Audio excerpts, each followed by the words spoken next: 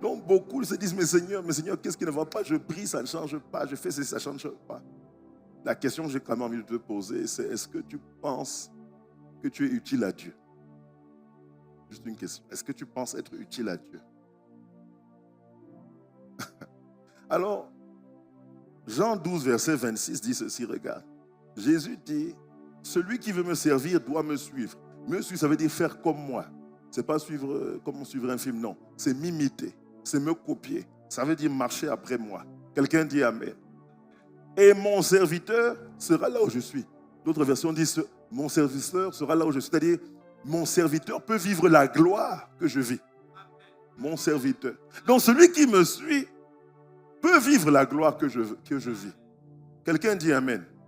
Et il ajoute, donc mon Père récompensera celui qui me servira. Et c'est dans le temps présent, c'est sur cette terre que Dieu va récompenser. C'est parce que n'attends pas le ciel, ça se passe ici. Donc dis à ton voisin, ça se passe ici.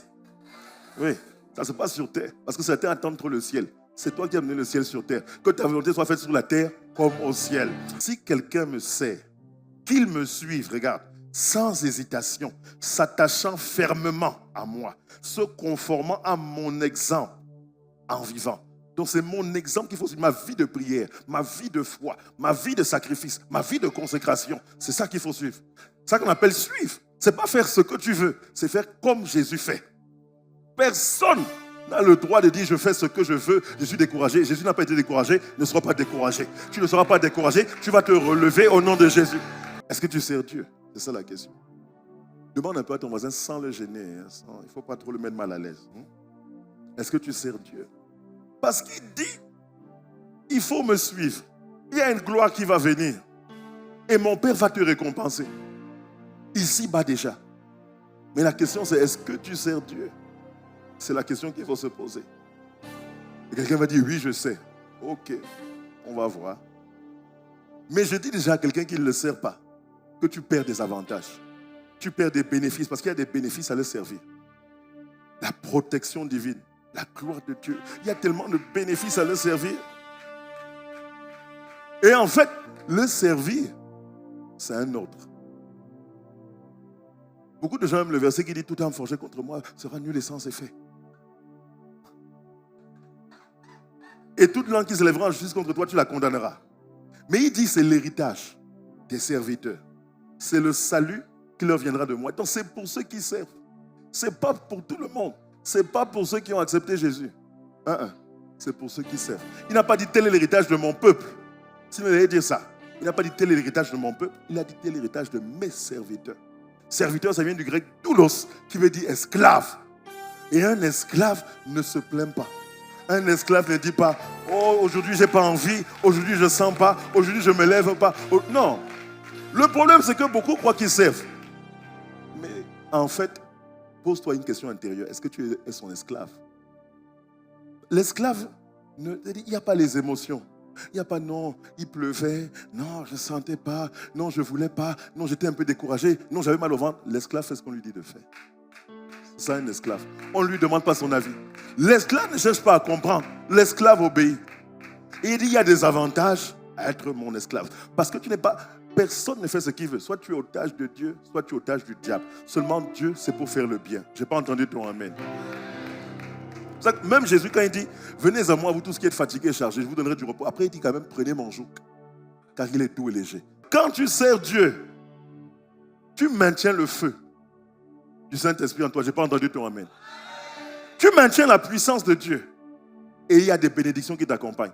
On n'a pas vu dans Exode, il te dit quand tu vas servir Dieu, il va éloigner la maladie. Il va bénir ton pain, tes eaux. Parce que l'Esprit m'a dit que Dieu, actuellement dans cette saison, prend plaisir en très peu de chrétiens. Ouais. Il prend plaisir. Ce n'est pas qu'il n'aime pas, mais il prend plaisir en très peu. Peu de chrétiens lui sont agréables. Et quand il te voit, ce n'est pas qu'il ne t'aime pas, mais il dit, waouh, toi là, non, sur terre, j'ai besoin de toi, je t'aime tellement. Voici ce que je te réserve, parce que tellement tu me fais du bien. Je prends plaisir en peu de gens. Parce que prendre plaisir, ce n'est pas toujours venir, Seigneur, aide-moi, donne-moi, donne-moi. Non, il ne peut pas prendre plaisir en ça, non. Non, ça ne marche pas comme ça. Oh, je suis fatigué. Non, ça ne marche pas. Tu vas prendre plaisir en quoi? Dans tes pleurs? Quel père prend plaisir dans les pleurs d'un enfant? Ah, si tu ne me donnes pas ça, moi, je vais craquer. Non, il ne peut pas prendre plaisir dans les bêtises comme ça.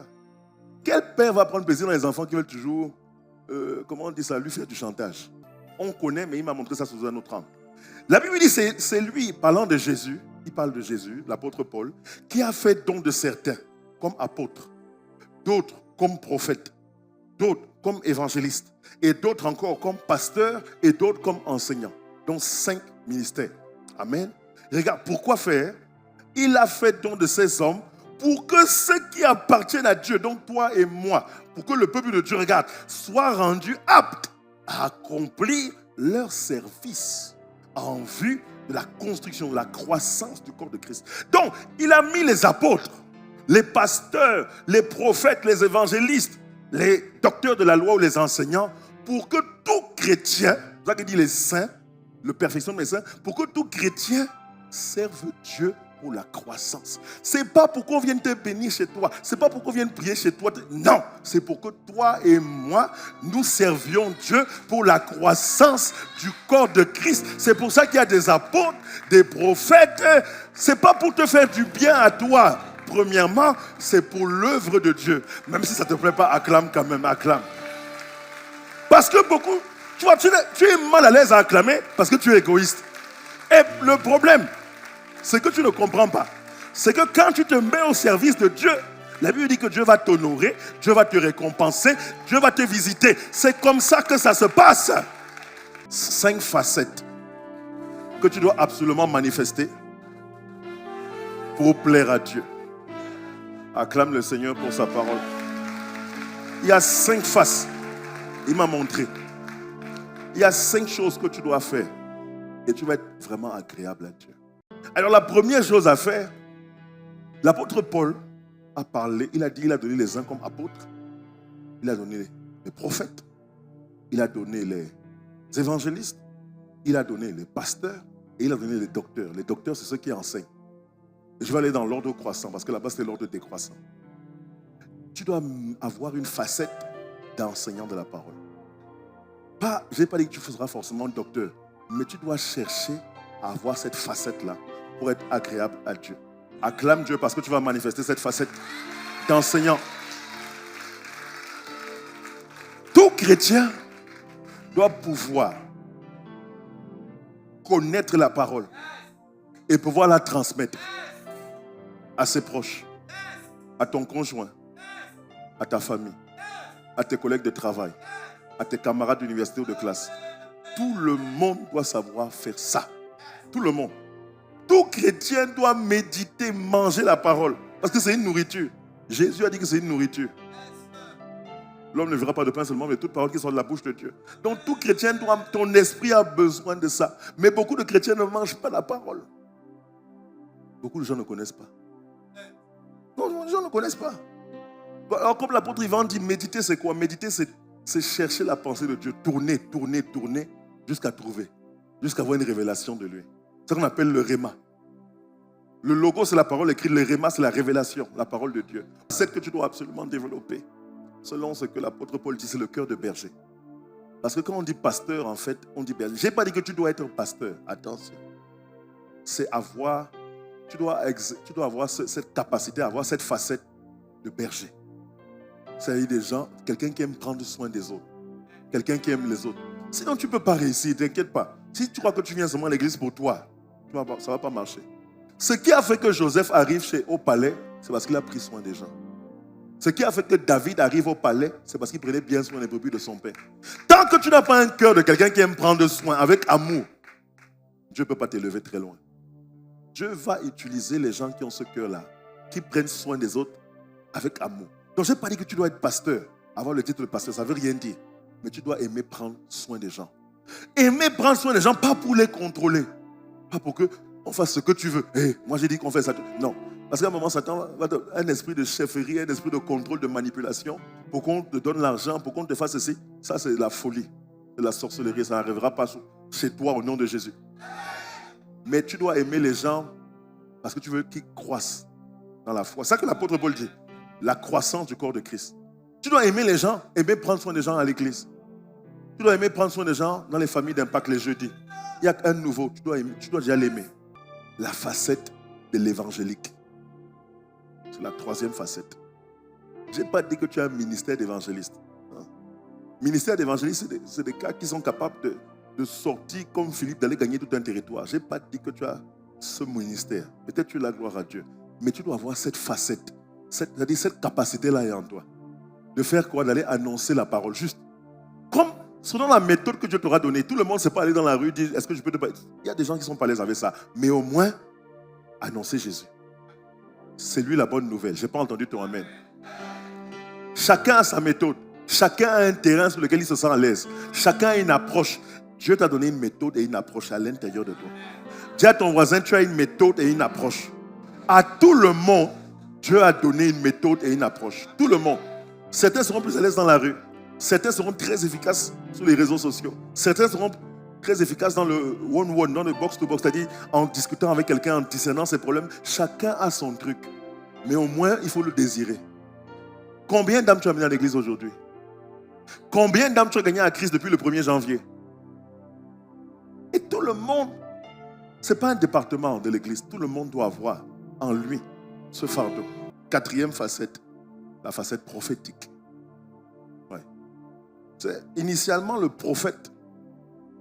Le prophète, c'est celui qui parle de la part de Dieu. Selon ce qu'il a entendu ou ce qu'il a vu. Je n'ai pas dit que tu dois forcément être prophète. Hein? Mais tu dois avoir, comme le prophète Joe disait, comme l'apôtre Yvan peut dire, une sensibilité. C'est-à-dire une capacité à percevoir ce que Dieu veut dire ou ce que Dieu veut faire. Tu dois avoir cette sensibilité. Beaucoup n'ont pas ça. C'est pour ça que tu veux toujours demander conseil aux gens. Tu veux toujours qu'on décide pour toi parce que tu n'es pas sensible. Ou tu veux, pour dire après, c'est le pasteur qui avait dit, c'est elle qui avait dit, parce que tu n'es pas sensible. Beaucoup de chrétiens ne sont pas sensibles. Est-ce que tu es capable de parler de la part de Dieu, de conseiller les gens, pas pour les manipuler, mais pour leur bien? La base de la sensibilité, c'est la parole de Dieu. La base de ta sensibilité, c'est l'amour que tu as pour Dieu, l'intimité que tu as avec Dieu. Bon, aujourd'hui, il y a des faux prophètes. Hein? Et quand tu n'es pas sensible, les faux prophètes te disent ce que tu veux entendre. Parce que tu n'as aucune sensibilité. Tout le monde doit parler sur la base de la parole de Dieu. Non, tu ne dois pas t'appeler apôtre, mais tu dois avoir cette facette. Au fond de toi, tu as cette petite capacité. Parce que tu es comme Jésus. Jésus a dit, soyez mes imitateurs comme Paul disait, soyez mes imitateurs comme je suis imitateur de Christ. Donc, tu dois imiter ces petites choses-là. Ça ne veut pas dire que tu dois avoir le titre, mais tu dois avoir ces petites facettes. En fait, apôtres, ce sont des envoyés spéciaux. Les apôtres, ce sont des représentants de Dieu. C'est ça, en fait, les apôtres. Alors, initialement, contemporainement, l'apôtre, c'est celui qui ouvre plusieurs églises, mais ce n'est pas de ça que je te parle. Toi, tu dois être un représentant de Dieu. Je n'ai pas entendu ton amen. Ça veut dire quoi? Tu dois transporter Dieu en dehors de l'église. Tu dois transporter Dieu là où tu vas. La présence de Dieu doit être avec toi. Ta manière de dire amen là. Tu dois amener Dieu dans la maison où tu vis. Tu dois amener Dieu dans le quartier où tu vis. Il ne doit plus y avoir de bandits. Il y a quelque chose que tu dois transporter. Il ne doit plus y avoir de mauvaises nouvelles à cet endroit. Parce que tu transportes la présence de Dieu. Dans ta famille, tu dois transporter la présence. Souvent, ça ne marche pas. Ton langage ne passe pas parce que tu n'as pas la présence. Tu ne transportes pas. Dans ton lieu de service, tu dois transporter la présence. Pas seulement en venant parler de Jésus. Non. Transporter la présence, c'est par l'amour. Par le fait justement de prendre soin. Par le fait d'aider les gens, d'avoir de l'empathie, d'aimer les gens, de bien travailler, d'arriver à l'heure, d'être exemplaire. Tu es en train de transporter sa présence. Là, ta parole a du poids. Est-ce que quelqu'un peut me dire amen? Est-ce qu'un transporteur de la présence de Dieu peut me dire amen? Tu dois transporter Dieu dans ton village. Au point que des sorciers commencent à avoir peur de toi. Présence de Dieu. Parce que Jésus transportait Dieu. Il transportait une présence partout. Non, mais regardons Jésus. Non, nous on a tous des problèmes. Hein. Je suis concerné. Il va à un mariage. Miracle. Il transporte Dieu. Il change l'eau en vin. Non, nous au mariage c'est pour prendre des photos. Lui c'est pour faire des miracles. Pour glorifier Dieu. Hey, c'est ça qu'on appelle transporter Dieu. Il est dans une barque. Mais là-bas, il pleut. Miracle. Il est dans une barque. Les gens veulent pêcher. Jetez le filet ici. Pêche miraculeuse. Partout où il va, il transporte Dieu. Il est dans un désert. Il multiplie 5 pains et 2 poissons. Il transporte Dieu partout. Il est dans un temple. Il guérit. Il guérit un paralytique. Tes péchés sont pardonnés. Lève-toi. Hey, étends ta main. Mais c'est quoi cette histoire? Nous tous, on doit chercher ça. Hey, il va dans les maisons. Il ressuscite la fille de Jairus. Il guérit la belle-mère de Pierre. Il transporte Dieu. Même à Gethsemane, quand on vient l'arrêter, Pierre coupe l'oreille de Malchus, il colle l'oreille. Même quand on vient l'arrêter dans la persécution, il transporte Dieu. Sur la croix encore, il transporte Dieu. Il dit aux brigands, aujourd'hui, tu seras avec moi au paradis. Mais il est en train de transporter Dieu. Dans la tombe encore, on vient le chercher. Il n'est plus là, il est ressuscité. Partout, même dans le séjour des morts. Église, on doit atteindre ça. Ta manière de dire amen, ta manière d'acclamer là. Est-ce qu'il y a un chrétien ici qui veut avoir 5 facettes? 2025, tu dois chercher ces 5 facettes. C'est ça l'année de croissance, c'est ton année de croissance. Est-ce que quelqu'un croit que c'est son année de croissance, de maturité? Oui, c'est ça. Comment? En ayant ces 5 facettes. Je t'assure, c'est là que Dieu va te bénir. Dieu va te récompenser. Dieu va te toucher. Demande-lui.